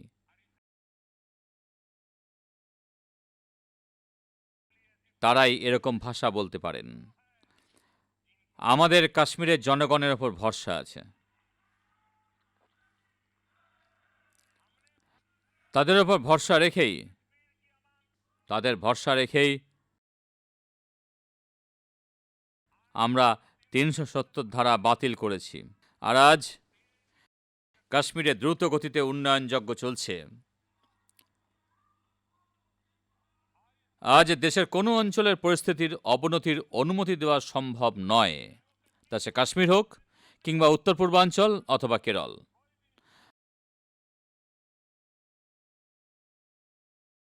আমাদের মন্ত্রীরাও বিগত দিনগুলিতে নিয়মিত জম্মু ও কাশ্মীর সফরে রয়েছেন। সেই রাজ্যের জনগণের সঙ্গে নিয়মিত কথাবার্তা বলছেন আর তাদের কথা শুনেই সমস্যাগুলি সমাধানের চেষ্টা করছেন। মাননীয় অধ্যক্ষ মহোদয়, আমি আজ এই সভায় জম্মু ও কাশ্মীরের উজ্জ্বল ভবিষ্যতের জন্য, উন্নয়নের জন্য, সেই রাজ্যের মানুষের আশা আকাঙ্ক্ষা পূরণের জন্য দায়বদ্ধতার অঙ্গীকার পুনরুচ্চারণ করছি। আমরা সবাই সংবিধানের প্রতি সমর্পিত। পাশাপাশি আমি লাদাখ সম্পর্কেও বলতে চাই। মাননীয় অধ্যক্ষ মহোদয়, আমাদের দেশে সিকিম এমন একটা রাজ্য যা দেশের প্রথম জৈব রাজ্য হিসেবে পরিচিত হয়েছে। দেশের অনেক রাজ্য সিকিমের মতো ছোট রাজ্য থেকে প্রেরণা নিয়ে এগিয়ে চলেছে।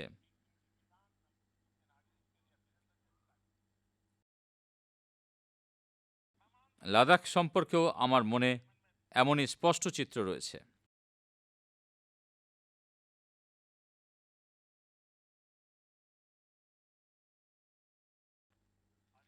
আমরা যেমন প্রতিবেশী দেশ ভুটানের পরিবেশ নিয়ে প্রশংসা করি, সারা পৃথিবীতে কার্বন নিউট্রাল দেশ হিসেবে স্বনামধন্য।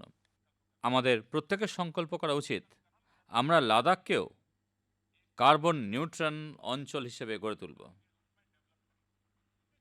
তাহলে এক ভবিষ্যৎ প্রজন্মের সামনে একটি মডেল রূপে তুলে ধরা সম্ভব হবে। আমি যখন লাদাখ যাব তখন যাতে সেখানকার জনগণের সঙ্গে বসে এর একটি নকশা তুলে ধরতে পারি, সেই লক্ষ্যে কাজ করে চলেছি।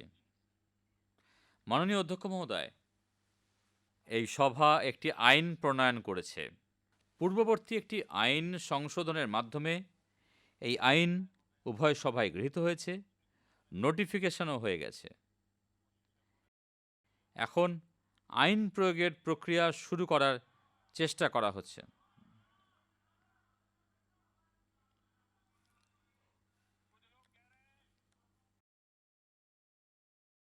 কিছু মানুষ বলছেন, এই সংশোধিত নাগরিকত্ব আইন প্রণয়নের ক্ষেত্রে তাড়াহুড়োর কি আছে?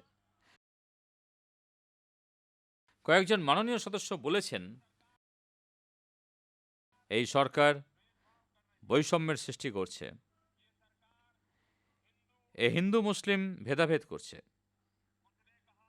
আবার কেউ বলেছেন, আমরা নাকি দেশকে টুকরো টুকরো করতে চাই। তারা সভার ভেতরে যত কথা বলছেন, বাইরে গিয়ে আরও অনেক কিছু বলেছেন। কাল্পনিক ভয় সৃষ্টি করার জন্য পূর্ণ শক্তি দিয়ে লেগে পড়েছেন। তারা বলছেন, যারা দেশকে টুকরো টুকরো করতে চায় তাদের পাশে দাঁড়িয়ে ছবি তুলবেন না। কয়েক দশক ধরে পাকিস্তান এই ভাষায় কথা বলে আসছে, তাদের পাশে দাঁড়িয়ে ছবি তুলবেন না।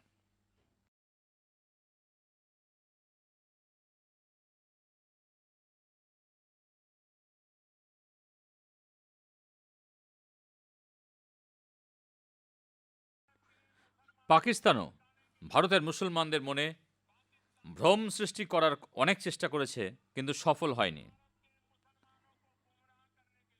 অনেক চেষ্টা করেছে তারা ভ্রম সৃষ্টি করার জন্য।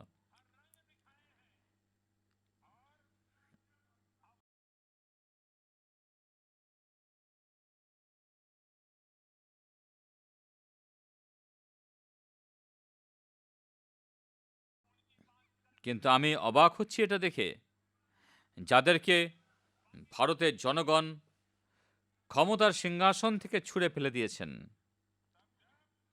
তারাই আজ এমন কাজ করছে যা আগে কখনো এদেশে কল্পনাও করা যেত না। আমাদের মনে করার চেষ্টা করছেন জয় হিন্দ ধ্বনি উচ্চারণকারীরা মুসলমান ছিলেন। এটাই সমস্যা।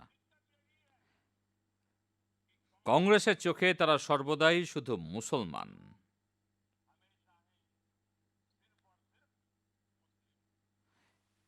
কিন্তু আমাদের চোখে তারা ছিলেন ভারতীয়। যেমন খান আব্দুল গফর খান। মাননীয় অধ্যক্ষ মহোদয়, আমার সৌভাগ্য যে ছোটবেলায়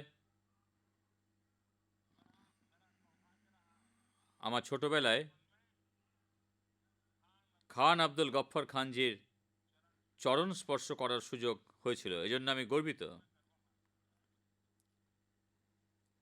মাননীয় অধ্যক্ষ মহোদয়, খান আব্দুল গফর খান কিংবা আশফাকুল্লাহ খান কিংবা বেজরত হজরত মহল হন কিংবা বীর শহীদ আব্দুল করিম অথবা আমাদের শ্রদ্ধেয় প্রাক্তন রাষ্ট্রপতি ডক্টর এপিজে আব্দুল কালাম হন, আমাদের চোখে এরা প্রত্যেকেই ভারতীয় ছিলেন।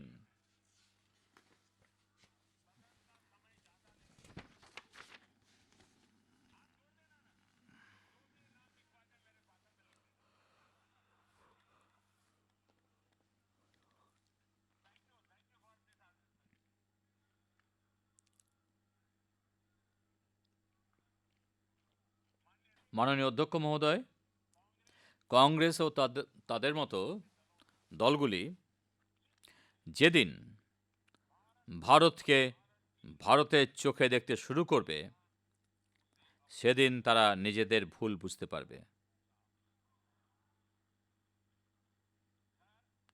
স্যার, আমি কংগ্রেস ও তাদের সহযোগী দলগুলির কাছে অত্যন্ত কৃতজ্ঞ যে তারা সংশোধিত নাগরিকত্ব আইন নিয়ে শোরগোল তুলে রেখেছেন। তারা যদি এভাবে বিরোধিতা না করতেন,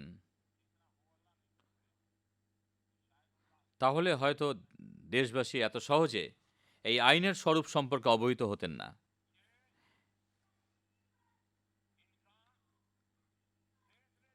এই দেশ দেখেছে কারা দলের জন্য বাঁচেন আর কারা দেশের জন্য।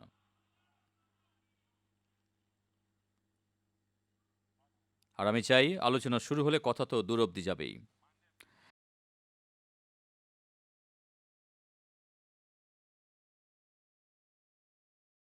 মাননীয় অধ্যক্ষ মহোদয়,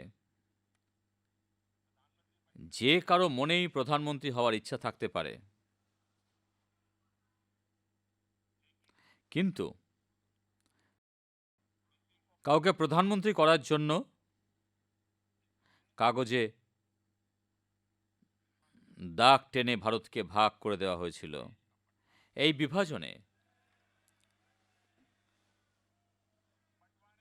বিভাজনে যেভাবে পাকিস্তানে হিন্দু, শিখ এবং অন্যান্য সংখ্যালঘুদের ওপর অত্যাচার ও নির্যাতন হয়েছিল, তার কল্পনাও করা যায় না। আমি কংগ্রেসের বন্ধুদের থেকে জানতে চাই, আপনারা কি ভূপেন্দ্র কুমার দত্তের নাম শুনেছেন?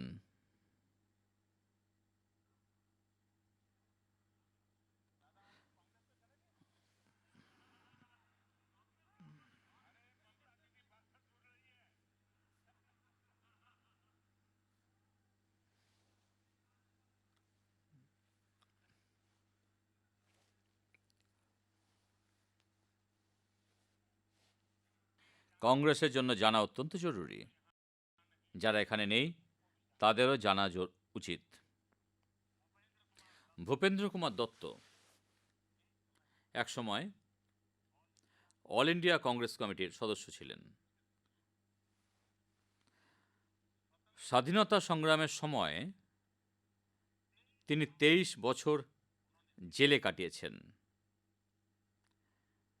তিনি এমন মহাপুরুষ ছিলেন যিনি সুবিচারের স্বার্থে জেলের ভেতর ৭৮ দিন অনশন করেছিলেন।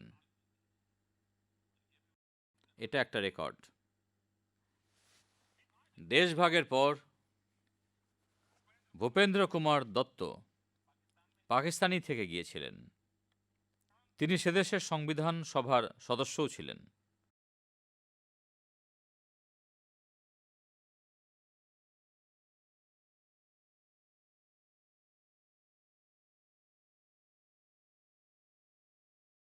ভূপেন্দ্র কুমার দত্ত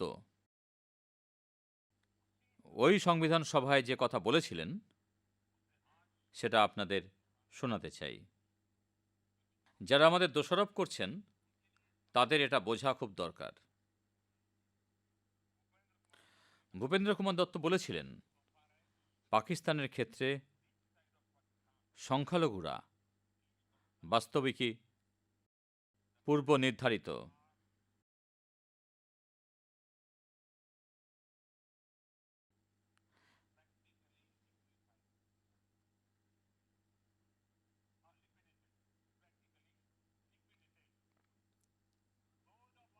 তাদের মধ্যে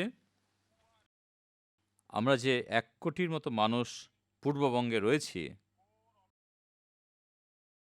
তারা সম্পূর্ণ হতাশায় দিন কাটাচ্ছি। দেশ বিভাগের কিছুদিন পরেই পাকিস্তানের সংবিধান সভায় ভূপেন্দ্র কুমার দত্ত এই বক্তব্য রেখেছিলেন। এরপর পাকিস্তানের অবস্থা এতটাই খারাপ হয়ে যায় যে ভূপেন্দ্র কুমার দত্তকে ভারতে শরণার্থী হয়ে আসতে হয়।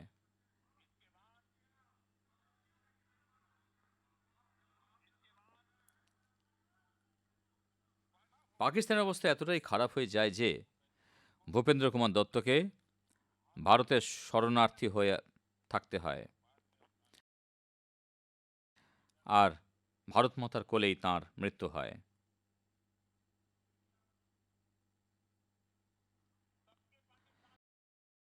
মাননীয় অধ্যক্ষ মহোদয়, তৎকালীন পূর্ব পাকিস্তানে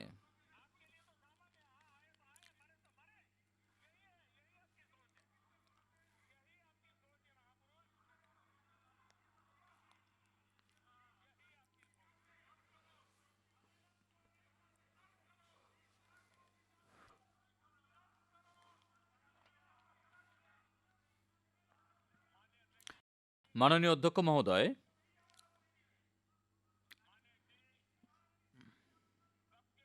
তৎকালীন পূর্ব পাকিস্তানে আরেকজন বড় স্বাধীনতা সংগ্রামী থেকে গিয়েছিলেন। তার নাম যোগেন্দ্রনাথ মণ্ডল। তিনি সমাজের অত্যন্ত নিপীড়িত, শোষিত, দলিত সমাজের প্রতিনিধিত্ব করতেন। তাকে পাকিস্তানের প্রথম আইনমন্ত্রীর পদ দেওয়া হয়েছিল। 1950 সালের 9 অক্টোবর দেশ বিভাগের 2-3 বছর পরই তিনি পদত্যাগপত্রে লিখেছিলেন, 9 অক্টোবর 1950 সালের দেশ বিভাগের 2-3 বছর পরেই তিনি পদত্যাগপত্রে লিখেছিলেন,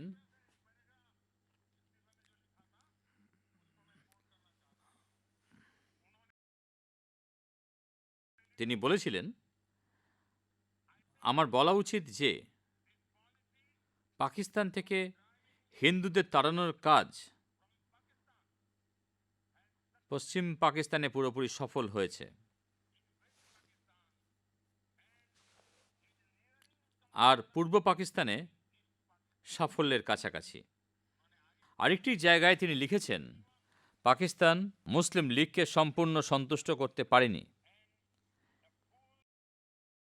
এবং নিরাপত্তাও দিতে পারেনি।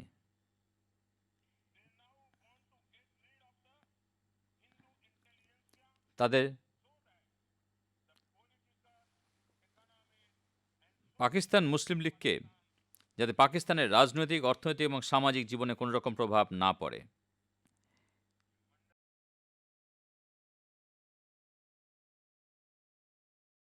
এই যোগেন্দ্রনাথ মণ্ডলকেও পরে ভারতে আসতে হয়েছিল। তার মৃত্যু ভারত মাতার কোলেই হয়েছে। এত দশক পরও পাকিস্তানের দৃষ্টিকোণ বদলায়নি। সেদেশে আজও সংখ্যালঘুদের ওপর অত্যাচার হচ্ছে। সম্প্রতি নানকানা সাহিবে কি হয়েছে তা সারা দেশ ও বিশ্ব দেখেছে। আর এসব শুধু হিন্দু শিখদের সঙ্গেই হয় তা কিন্তু নয়, অন্যান্য সংখ্যালঘুদের সঙ্গেও এমনটাও হয়। খ্রিস্টানদেরও এমন অত্যাচার সহ্য করতে হয়। এই সভায় আলোচনার সময় গান্ধীজির বক্তব্য নিয়েও কিছু বলা হয়েছে। সিএএ নিয়ে সরকারের বক্তব্যের সঙ্গে গান্ধীজির ভাবনার নাকি মিল নেই। কংগ্রেস দল তো অনেক দশক আগেই গান্ধীজির ভাবনাকে ত্যাগ করেছে। কংগ্রেস দল তো অনেক দশক আগেই গান্ধীজির ভাবনাকে ত্যাগ করেছে।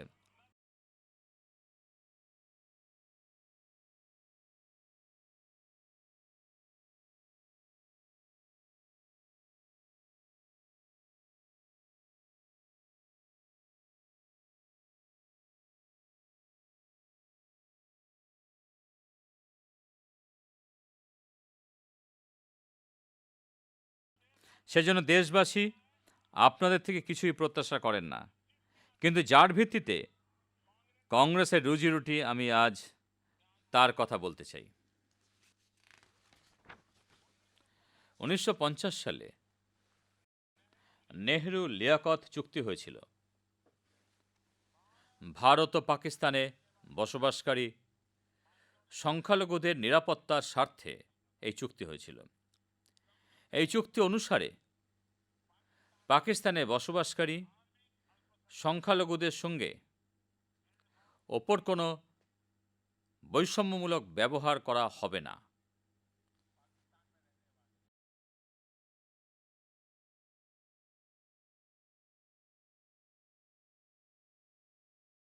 এখন কংগ্রেসকে জবাব দিতে হবে। নেহরুজির মতো এত বড় ধর্মনিরপেক্ষ মহান দার্শনিক, এত বড় দূরদৃষ্টি সম্পন্ন ব্যক্তি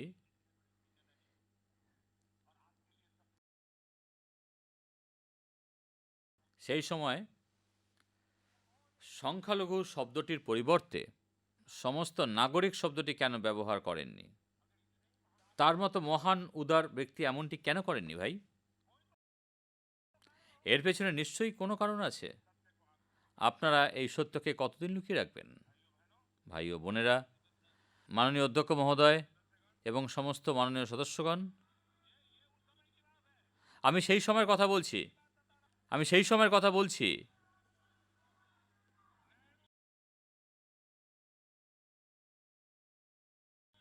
নেহরুজি সেই চুক্তিতে সংখ্যালঘু এই শব্দটি কেমন করে মেনে নিয়েছিলেন? এর পেছনে নিশ্চয়ই কোনো কারণ রয়েছে। আমি এখন সেই কথাটি বলবো যা সেই সময় নেহরুজি করেছিলেন।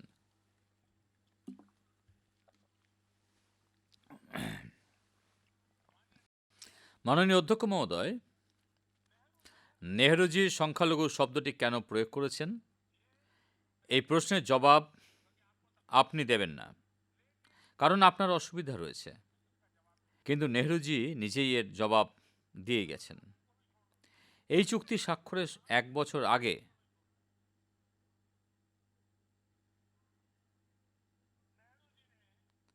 নেহরুজি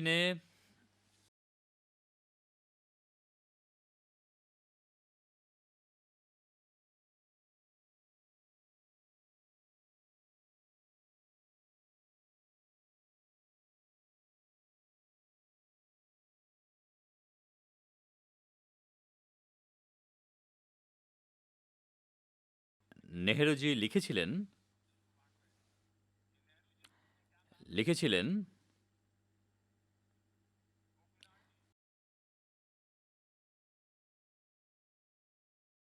গোপীনাথজি আসামের মুখ্যমন্ত্রী ছিলেন। নেহরুজি লিখেছিলেন,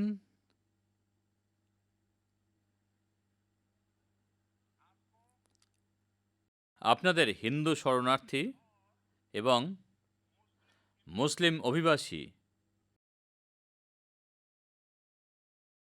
এর মধ্যে পার্থক্য বুঝতে হবে, আর দেশকেই শরণার্থীদের দায়িত্ব নিতেই হবে। ওই সময়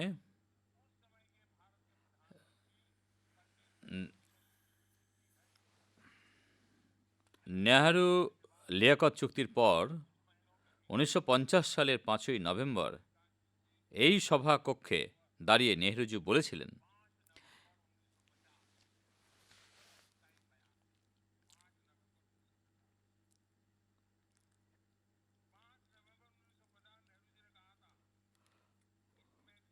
এতে কোনো সন্দেহ নেই যে সমস্ত আক্রান্ত মানুষেরা ভারতে বসবাসের জন্য এসেছেন,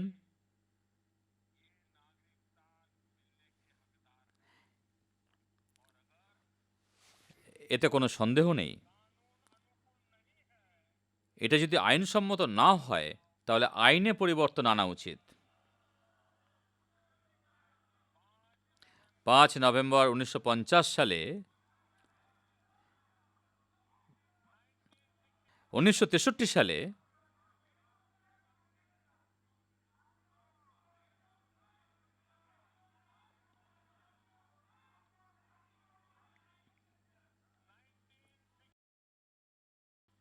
নাইনটিন 1963 সালে এই সভায় 1963 সালে এই লোকসভায় কল অ্যাটেনশন মোশন হয়েছে। সে সময় প্রধানমন্ত্রী নেহরু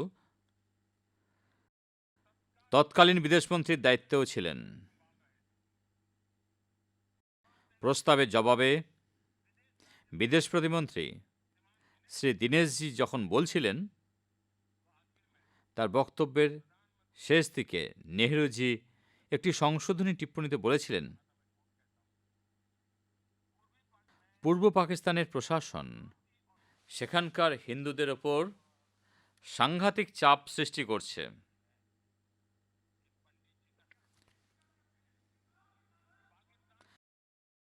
পাকিস্তানের পরিস্থিতি দেখে শুধু গান্ধীজি নয়, নেহরুজি একই রকম দুশ্চিন্তায় ছিলেন। এত এত দস্তাবেজ, চিঠিপত্র, স্ট্যান্ডিং কমিটির রিপোর্ট, এই সব কিছুই এ ধরনের আইনের সপক্ষে ওকালতি করে। আমি এই সভায় দাঁড়িয়ে এত সব তথ্যের ভিত্তিতে বিশেষ করে কংগ্রেস দলের কাছে জানতে চাই, কংগ্রেসের সহযোগী দলগুলি আমার প্রশ্নটি বুঝবেন। আমি আপনাদের কাছে জানতে চাই, পণ্ডিত নেহরু কি হিন্দু মুসলিমের মধ্যে বৈষম্য সৃষ্টি করতেন? পণ্ডিত নেহরু কি হিন্দু রাষ্ট্র বানাতে চাইতেন?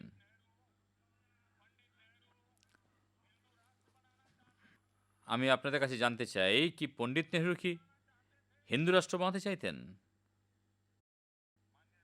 মাননীয় অধ্যক্ষ মহোদয়, কংগ্রেসের সমস্যা হলো তারা কথা বানান, মিথ্যে প্রতিশ্রুতি দেন, দশকের পর দশক ধরে সেসব প্রতিশ্রুতি এড়িয়ে যান। আজ আমাদের সরকার রাষ্ট্র নির্মাতাদের ভাবনা অনুসারে সিদ্ধান্তগুলি নিচ্ছে বলে কংগ্রেসের সমস্যা হচ্ছে। আমি এই সভার মাধ্যমে আরেকবার এদেশের 130 কোটি নাগরিকদের দায়িত্বের সঙ্গে সংবিধানের মর্যাদা বুঝে বলতে চাই,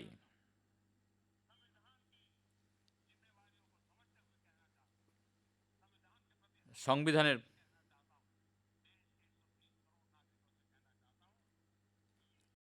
সিএএ আইনের মাধ্যমে ভারতের কোনো নাগরিকের ওপর কোনো ধরনের প্রভাব ফেলবে না। সে তিনি হিন্দু, মুসলমান, শিখ, খ্রিস্টান যাই হন না কেন, কারো সমস্যা হবে না। এর মাধ্যমে ভারতীয় সংখ্যালঘুদের কোনো লোকসান হবে না। তবুও যাদেরকে দেশের জনগণ নস্যাৎ করে দিয়েছে, তারা ভোট ব্যাংকের রাজনীতি করতে এই খেলা খেলছেন। আমি কংগ্রেস দলকে বিশেষভাবে জিজ্ঞাসা করতে চাই, যারা সংখ্যালঘুদের নামে রাজনৈতিক খেলা খেলেন,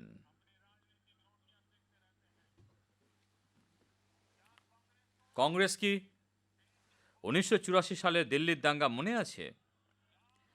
আপনারা আমাদের শিখ ভাইদের গলায় টায়ার বেঁধে ঝুলিয়ে দিয়েছিলেন। তারা কি সংখ্যালঘু ছিলেন না?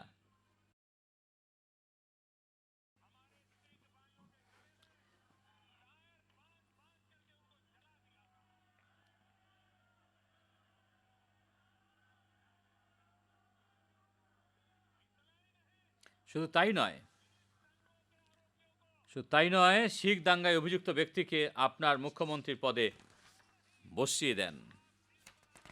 দাঙ্গায় অভিযুক্তদের সাজা পেতে দেখার জন্য সেই বিধবা মায়েদের 3 দশক সুবিচারের প্রতীক্ষায় থাকতে হয়েছে। তারা কি সংখ্যালঘু নন? সংখ্যালঘু মাপার জন্য কি দুটো দাঁড়িপাল্লা থাকবে? আপনারা কি এটাই চান? শিখ দাঙ্গায় অভিযুক্তদের সাজা পেতে সেই বিধবা মায়েদের 3 দশক সুবিচারের প্রতীক্ষায় থাকতে হয়েছে। তারা কি সংখ্যালঘু নন? সংখ্যালঘু মাপার জন্য কি দুটো দাঁড়িপাল্লা থাকবে? আপনারা কি এটাই চান?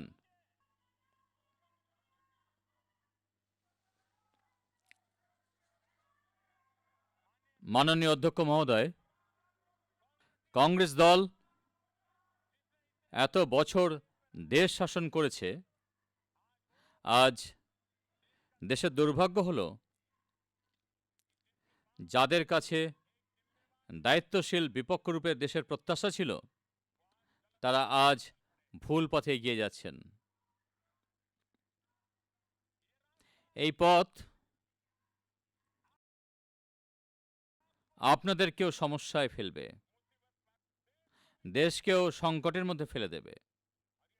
আর এই সাবধানবাণী এজন্য বলছি, আমাদের সবার জন্য দেশের ভাবা উচিত, দেশের উজ্জ্বল ভবিষ্যতের জন্য চিন্তা করা উচিত। আপনারা ভাবুন, যদি রাজস্থান বিধানসভা কোনো সিদ্ধান্ত নেয়, কোনো ব্যবস্থা গড়ে তোলে, আর রাজস্থানের জনগণ তা মানতে রাজি না হয়, মিছিল মিটিং করেন, হিংসা করে, বন্যুৎসব করে, আপনাদের সরকারের কি অবস্থা হবে? মধ্যপ্রদেশের সাংসদরা এখানে রয়েছেন। মধ্যপ্রদেশ বিধানসভায় কোনো সিদ্ধান্তের বিরুদ্ধে মানুষ যদি এভাবে পথে বেরিয়ে পড়েন, এভাবে দেশ চলতে পারে কি? আপনারা এত ভুল করেছেন বলেই তো এদিকে বসতে হচ্ছে। আপনারা এত ভুল করেছেন বলেই তো ওদিকে বসতে হচ্ছে। আপনাদেরই দুষ্কর্মের পরিমাণ স্বরূপ জনগণ আপনাদের ওদিকে বসিয়েছেন। গণতান্ত্রিক প্রক্রিয়ায় দেশে প্রত্যেকেরই নিজের কথা বলার অধিকার রয়েছে, কিন্তু মিথ্যে আর গুজব ছড়িয়ে মানুষকে বিভ্রান্ত করে আমরা কেউ দেশের কল্যাণ করতে পারবো না। আর সেজন্য আমি সংবিধান নিয়ে যারা বলছেন তাদেরকে বিশেষ অনুরোধ করছি, আসুন সংবিধানকে সম্মান করুন, আসুন সবাই মিলে দেশ চালাই, আসুন দেশকে এগিয়ে নিয়ে যাই। আমরা 5 লক্ষ কোটি মার্কিন ডলার অর্থনীতির সংকল্প নিয়ে এগিয়ে যাই। আসুন দেশের 15 কোটি পরিবার যারা খাওয়ার জন্য বিশুদ্ধ পানীয় জল পায় না, তা পৌঁছে দেওয়ার সংকল্প করি।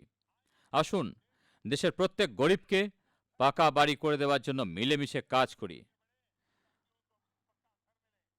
আসুন দেশের কৃষক, জেলে, পশুপালকদের আয় বৃদ্ধির জন্য প্রকল্পগুলিকে এগিয়ে নিয়ে যাই।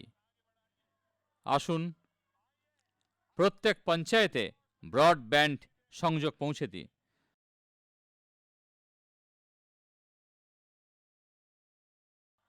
মাননীয় অধ্যক্ষ মহোদয়, ভারতের উজ্জ্বল ভবিষ্যতের জন্য যেন মিলেমিশে কাজ করতে পারি, এই ভাবনা নিয়ে মাননীয় রাষ্ট্রপতি মহোদয়কে অনেক অনেক ধন্যবাদ জানিয়ে আমার বক্তব্য সম্পূর্ণ করছি। আপনাকেও বিশেষ বিশেষ কৃতজ্ঞতা জানাই।